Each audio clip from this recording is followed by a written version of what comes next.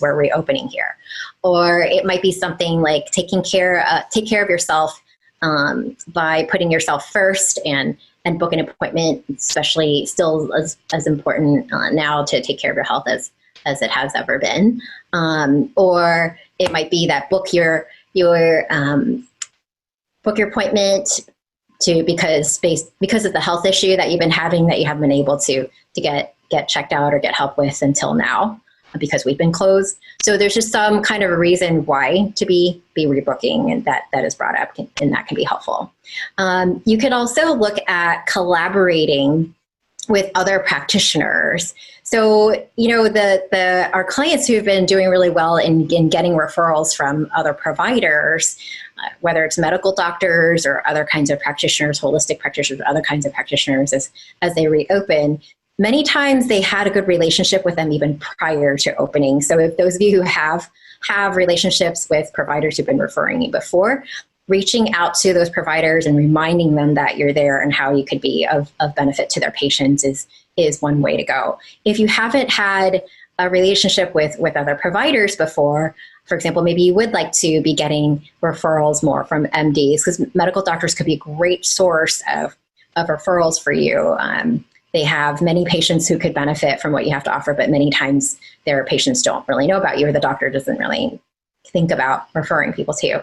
So what can you do in those situations to build new relationships? So something that I was working with one of my clients on was to create a short video, because the thing is, doctors are really busy, right? And so if you're able to create a very short, a couple minute video that starts to explain something about your area of expertise and some research tied into why this could be beneficial for those kinds of health issues, and or with helping support immunity, then that can also be sent off to a physician, and that way it's just you're more on the top of their awareness. So really the key is concise, short, and really to the point of how you can help their patients get better outcomes. Another thing is to you can look at interviewing other practitioners too. So, in times where people are getting back into reopening, and there's a lot of opportunity for you to collaborate with other practitioners, because people still need help with their health issues. And whether it's during these times or not during these times of COVID. And so it's a matter of how can you continue to educate the public about different kinds of issues and what your services can really help with, and your modality. And so then being able to collaboratively interview other practitioners about perhaps a particular health topic. So looking at whether it's interviewing medical doctors or nurses, nurse practitioners tied into the different kinds of health issues that you treat can also bring in more visibility for your practice. And it can automatically be an opportunity where if you're interviewing another practitioner, you can encourage them to share that interview with their patient base too. So you're ending up being able to reach more people with your message collaboratively there. So that's more of I would say, lower hanging kind of fruit, because it doesn't take up a lot of your energy and time to really set up. And then other kinds of things that you can look into beyond that initial low hanging fruit could be like running Facebook ads. So I've had clients, acupuncturists, who are running a combination of Facebook ads that are bringing them, like, it's amazing the kind of return on investment that they're getting for it right now. And it's a combination, as far as what's working right now, combination of Facebook Live video with using some of the strategies that I work with our clients on, being really strategic about what's said in the video, plus Facebook posts, alternating with that. And then getting, again, getting people educated, getting people to build that relationship with your practice, and yes, and then also having people be interested in booking. Another thing is anything tied to speaking. So we talked a little bit about interviewing, and whether it's during these times or beyond these times, one thing that you always have is your mouth. And one thing you will always have is what's in between your ears, which has been all the knowledge and training that you've garnered all over the years and the expertise that you have, which can still be helping people, even if you were to be, your practice was to be closed down in the fall because we really don't know if that might happen. And so when you are able to continue to educate, just as it were pre-COVID-19 times as well, the more you're able to educate people and reach more people, there's still people who have a need and can benefit from your services. So anything tied to speaking, for example, webinars, doing interviews, doing podcasts, can be good online. And then as we get back into reopening, even doing small kinds of things, even with just a handful of people, can still be helpful to be helping others and your practice. And then one thing I would say in terms of marketing wise, whatever you do, there's an education process involved. And a couple of quick tips in terms of, as you think about, because have you ever whether it's written an article or you have spoken about something, you've educated people about something, or you've done whatever, think about all the kinds of different marketing that you've done in the past. Have you ever felt like you have been so good with teaching people about things, but then they don't necessarily book? So here are a couple of questions that you can think about working into what you educate people about so that they end up getting more interested in booking and coming in. Let me actually just show this to you also briefly to pull this up here for you to see as well, which is, let's see here. So this is the 5 stages of the buying process. And so people need to first have awareness about that they actually do have a problem. And then they might be considering it and looking into different options in the next stage. But they're still gathering information here. And then they might be evaluating, for example, in terms of okay, maybe this option and this option, what are the details of that and which provider am I going to be seeing? Then finally, more of the decision making and then the post-purchase evaluation.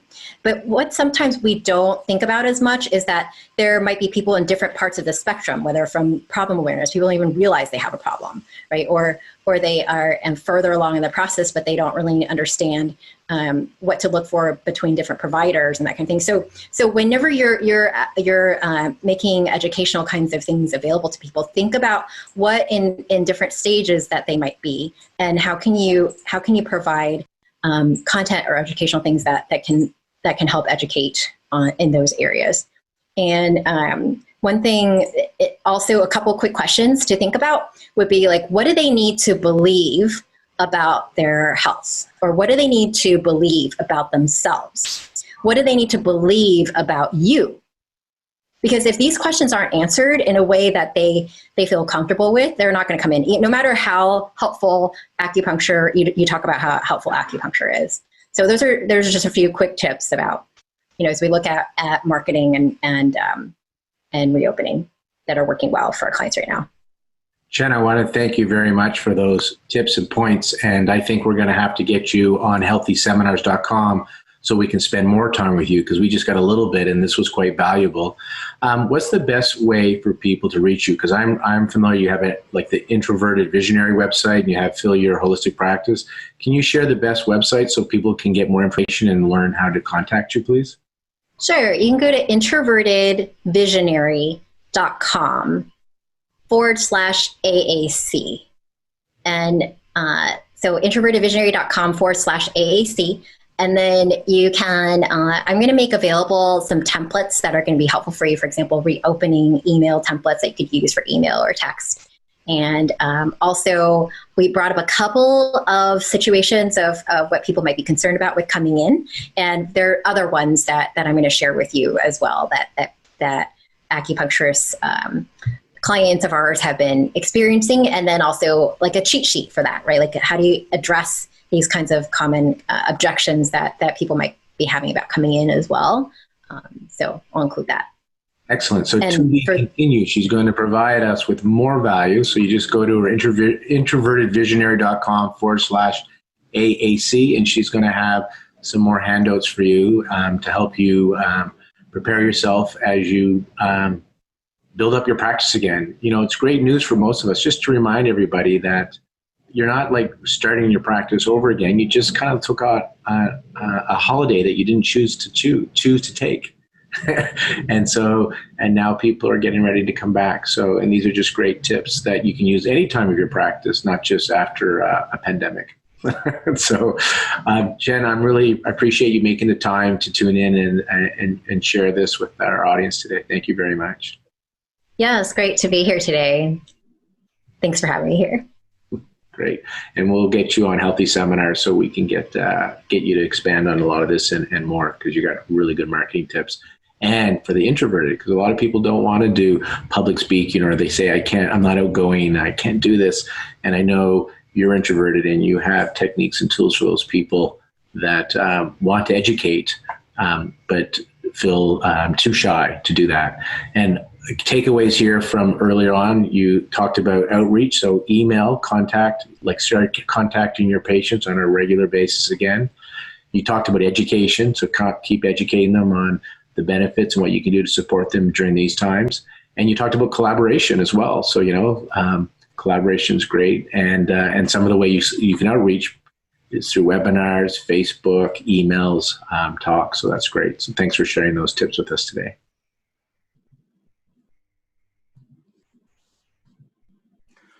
All right. So again, thank you to Chen. And as I promised, I want to kind of add a few more pearls for you guys as you open up your practices. Some of you are getting ready to open and some of you have. So at my clinic in AcuBalance, and just to prepare some of those that are just getting ready to, I will let you know that it was more stressful in the preparation of getting all the PPE, all the safety equipment and policies in place than it actually was implementing it. So that's great news. If you're really overwhelmed about what's going to happen, it's much worse preparing for it and anticipating than it actually was doing it. Now, what we did at our clinic when we started, we opened up on May 19th. So after being closed for 2 months, and we decided, so I'm going to share with you the attitude, because it will make a difference for how you experience your reopening. And then I'm going to share with you some tips on rebuilding your practice. So first of all, our attitude was safe, soft reopening. Emphasis on safe. So we got all of our equipment, we set up our policies, and what we did is we chose to open up our clinic at 25% capacity only. And we did this so we could be calm as we cleaned rooms and figured out how long it took, getting our masks, getting the patients to sign their consent and wash their hands, all that stuff. We didn't want to feel rushed or tense about it. So we really set up that first week with very little expectation for profit. We did not care, actually. Our goal was, let's be safe and can we be of service to others? So that's what I invite you to have, that mindset. You're not going to have, when you reopen, most people are not going to have what they had pre-COVID. And so just to have that expectation, to be kind to yourself, and so you can enjoy this reopening. And so we were a soft, safe launch. And so that first week at 25% capacity only, it allowed us to work through our policies and see where we could streamline things. And then the second week we were open, we went to 50% capacity, because we saw now how quickly we could clean the rooms properly and put patients in and out of the rooms. And a big part of the process for us was, for the physical distancing, everybody has their own room, so they're distanced. And we've timed it so we don't have a bunch of people in the waiting room. However, the key was in the clinic, how the doctors are all situated, so we have physical distancing. That was what the main criteria was. How is it that we're in a clinic all day that we're properly physical distancing as much as possible? And I will let you know, because our energy was calm, the patients that came to us, so I was going to compare it to a colleague that had a different experience. We came in with the attitude of service to others. My colleague came in needy, like I need to be busy now, pretty stressed.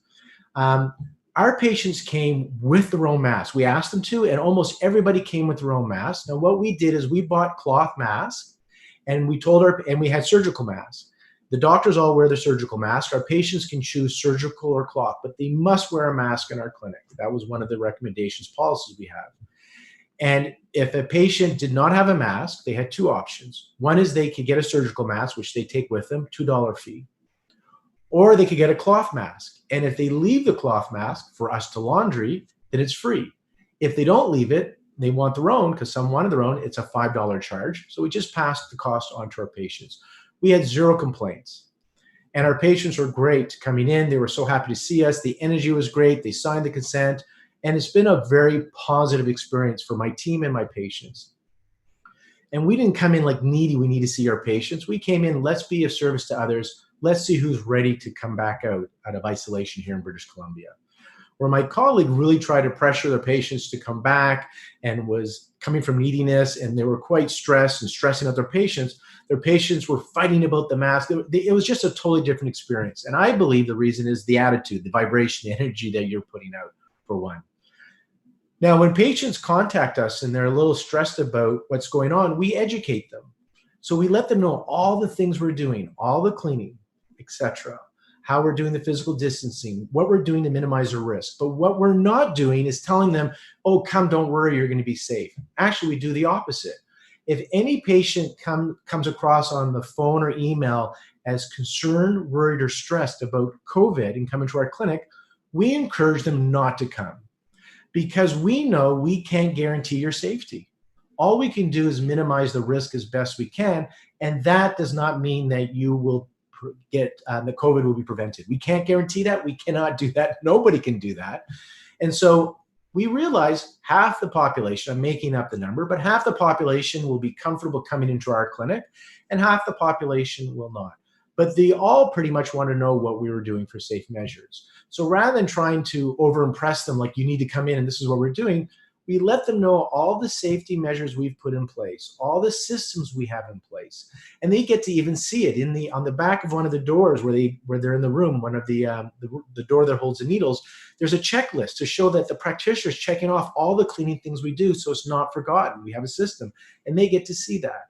But we don't pressure our patients to come back. If they're worried, we say stay home. If you're worried about COVID, then do not leave your house. As soon as you leave your house, you put at risk. And because we're not pressuring them to come in, a lot of those patients, once they hear what we're doing, still choose to come back. And those that are really worried, we don't want them in the office. We don't want that energy, that tension in the office anyhow. And so we realize some people are going to be ready early on to come back and some people not. The other thing I want to remind you is it's still the same education, marketing, practices you always do.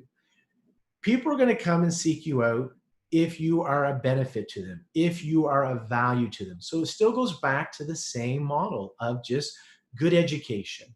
Now what I think is important is to work on the stress response that your patients are going through. Because of the change in the loss of control and some loss of liberty in a very short period of time, some people consciously are aware of their anxiety and stress, and some people are not.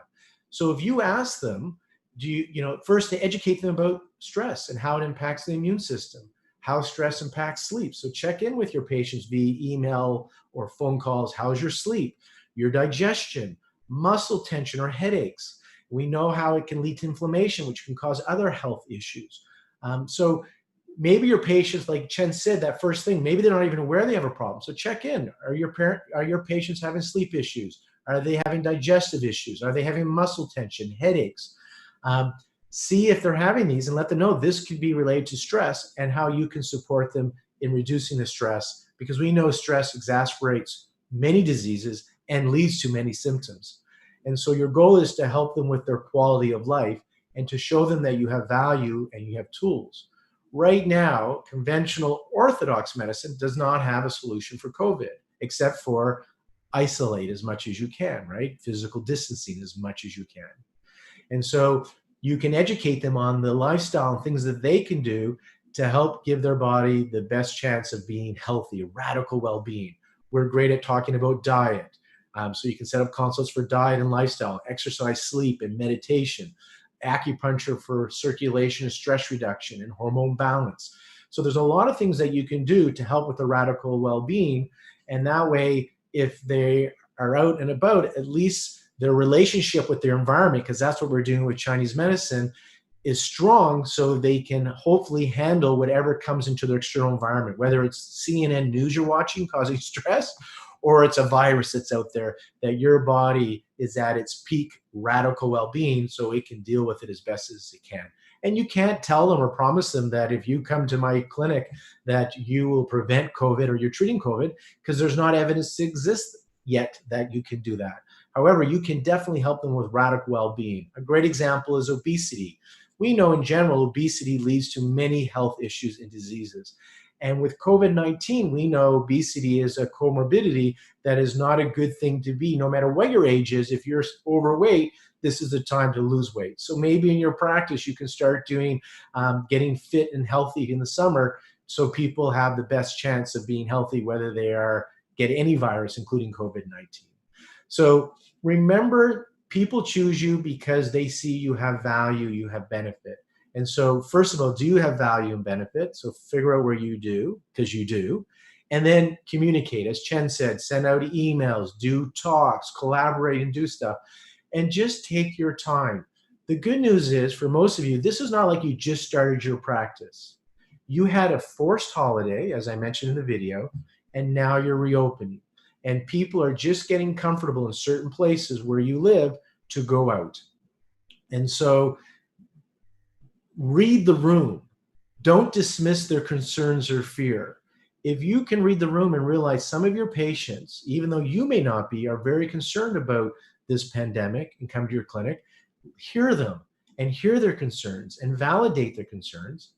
Let them know what you're doing to mitigate risk and be transparent, and let them know that you cannot guarantee safety. And if concern or safety is their main issue, then they should stay inside. Okay, they should isolate. And if they're comfortable going out to the grocery stores and other things that are non-essential, grocery store is essential, but if they're going out, then they may be comfortable coming to your practice as well. And you want to keep yours safe, so have your boundaries with your patients. We have some patients that don't believe mask wearing is necessary, but it's a policy in our clinic. We don't challenge their beliefs, whether masks are valid or not. The science, as you go, as of today, the science is masks can mitigate the risk because it limits your exposure time, the amount, its dosage and time. So if you're going to be in the room with somebody for 20 minutes, 20 minutes without a mask is much more exposure than 20 minutes with a mask. And so that's why it's being recommended. And in our practice, it's okay if you don't want to wear a mask in general and you don't believe in masks. However, you can't get treated in our clinic at this point in time unless you wear a mask. That's not negotiable. So we have our policies, we're strict with them. And so I encourage you too to have your policies, have kindness in your heart, focus on being of service to your patients. Don't worry about your bottom line now. In July, hopefully your practice is definitely back and you're seeing it profitable. But if you just opened in late May or beginning of June, just be of service to people, educate them, be of value, and trust within a few weeks, you will be back to hopefully 75% or more of what you were before COVID and profitable again. And therefore you can exist and be of service to your community, which this is all about. If you're looking for more information on COVID-19 and being back to practice, under the healthyseminars.com website, it's healthyseminars.com/resources. We have several past talks, herbal and acupuncture, and more coming up. We're constantly listing them all the time. We got lots of free resources for you, stuff on telehealth as well. So do check out healthyseminars.com. And also, if you're looking for all my assets, my clinic information, healthy seminars, and the conscious talks I do on lornebrown.com, go to that website, lornebrown.com, because it links to all the things that I'm involved in. Again, I want to thank you for listening. I want to thank the AAC for inviting me for this practice management series. Some of you don't know, but my background before a doctor of Chinese medicine is a CPA, so a public accountant. So I like to bring both hats to the room for you guys to share, both as a clinician and then as an entrepreneur and accountant, so I can share what I know with you so you can be prosperous and successful and serve your community. Stay tuned to next week's webinar because there's more coming. AAC's got great webinars and they got great hosts. So make sure you come back, like their Facebook post, and tune into their next webinar. Thank you very much.